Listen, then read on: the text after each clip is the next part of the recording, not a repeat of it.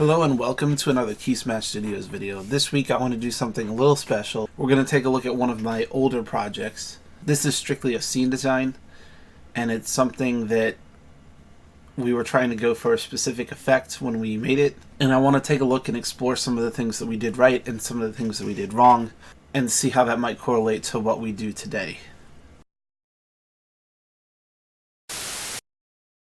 So I'm going to go ahead and hit play. It's got an animated camera that goes all the way through it. And we'll go ahead and take a look back at what we once did and try to learn from it.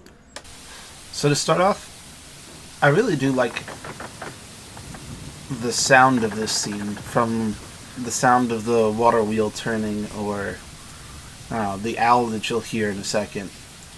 But there are some fairly significant issues.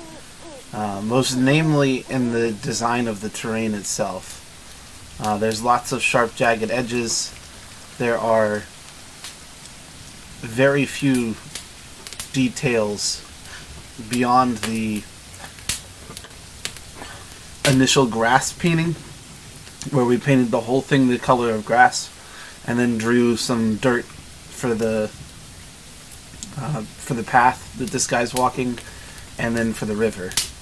So details outside of that, so some shrubbery that's not being billboarded, or just differences in texture, go a long way.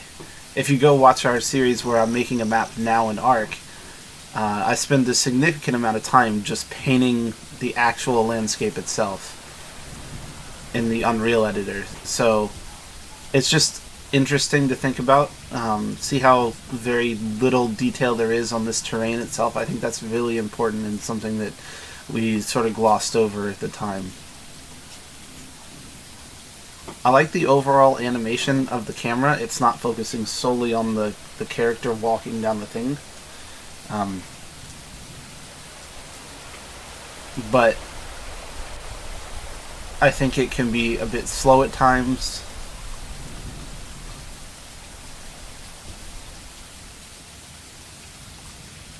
I also like that we used an HDRI, and I'll talk about that lightning in a second.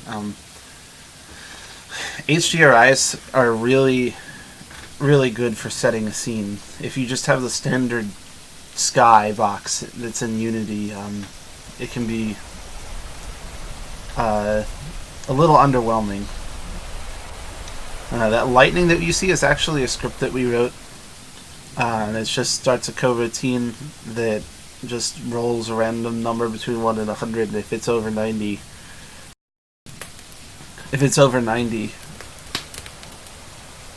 we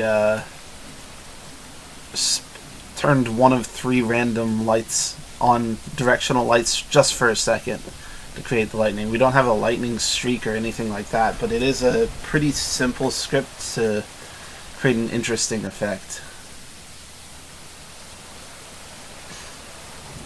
It's a pretty jarring transition to a different particle effect for the rain.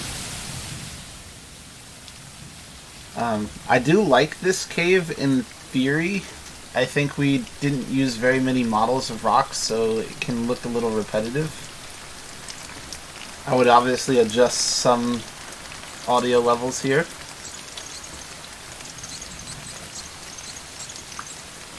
But I think it's interesting and it's got some purpose, so I really do like that. It changed the way that we were looking at rain in the scene. So it starts replaying. So I'm going to go out to the scene and really look at a few individual things. I was talking during the audio playthrough about how almost everything is painted green. Like, I took a paintbrush and did like a spot here and a spot there, but outside of that, almost no part of the terrain is different from any other part of the terrain. That's often overlooked, but it makes a large difference. A lot of times immersion in games or immersion in scenes can come down to the really finite details.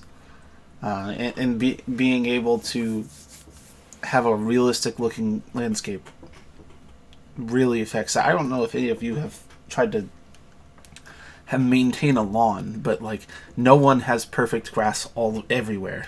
especially when you have all these trees. So those little details of having weathered grass underneath trees, or like areas on direct sunlight that don't grow as well, or something like that's really important. Areas where I have stark hills like this really wouldn't grow as well with, like, grass wouldn't grow well here. So we either need to tone down the hills or paint a different texture on in this area. I also think that the amount of trees that were placed into the scene was a few too many. I think we can use hills a little better to hide the edges of the map. So the main aspect of this scene is that you come down and fly down the river, right? That's what we're doing with this scene. And you can see a little bit right about here is something sort of cool. And I didn't need trees here. I could have removed some of these trees entirely. As I'm coming down, I can't actually see the edge of the map because of this hill. And I think that if you'd taken the scene and used some of the contours of the land to hide it, you wouldn't have to have so many trees in the scene trying to hide the edge of the map, or, you know, disguise from the player that those mountains are really, really close. In addition, I think some variety in mountains is a good thing. We were going for sort of a dark and dreary tone here, so I like the overall gray look of the mountains, but some variation might have also been good. Maybe like snow at the peaks or something like that. Just something to be a little bit different than the gray in the cave. And speaking of the cave, more textures of the cave and the cliff face outside of the cave would have been good. It's just these rocks are too big and too frequently used with the same texture to really convey a sense of illusion that you're actually in a cave. Also, the floor of a cave is never perfectly flat, so we needed something like stalactites or stalagmites to really bud into the interior volume of the cave, as opposed to just having like a big open cave. And they very rarely are symmetrical, so we could have had one side jut in or something like that. Just that little bit of realism can go a long way. I also think the water isn't great, but this was an asset that we just used. It wasn't really like one that we made. Unity now has advanced water, and it can be a little CPU intensive, but it still looks much, much better than this.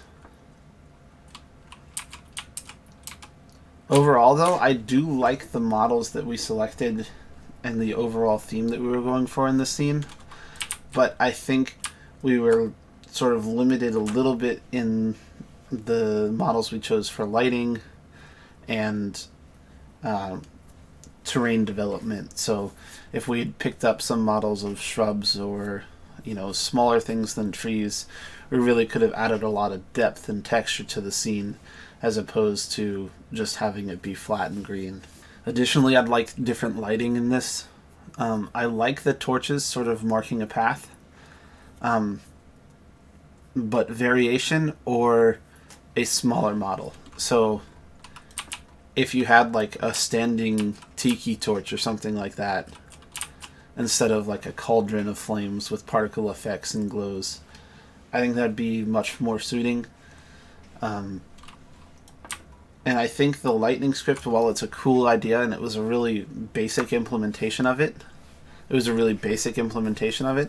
just the flashes of directional lighting could have been improved on. If we'd had like residual flashes, or a longer flash and then a flicker, or, you know, some type of variation other than just a flash and then play thunder sound. That would have been a much better version of the lightning than the one that we actually implemented. Yeah, I hope this was interesting, taking a look back at some older work. If you have any questions, or if you have a scene that you'd like me to look at, please let me know down in the comments below. We have a Discord, feel free to join. I'll put the link in the description below. Like, comment, subscribe, all that jazz. It really does help us out, and hopefully we'll see you next week.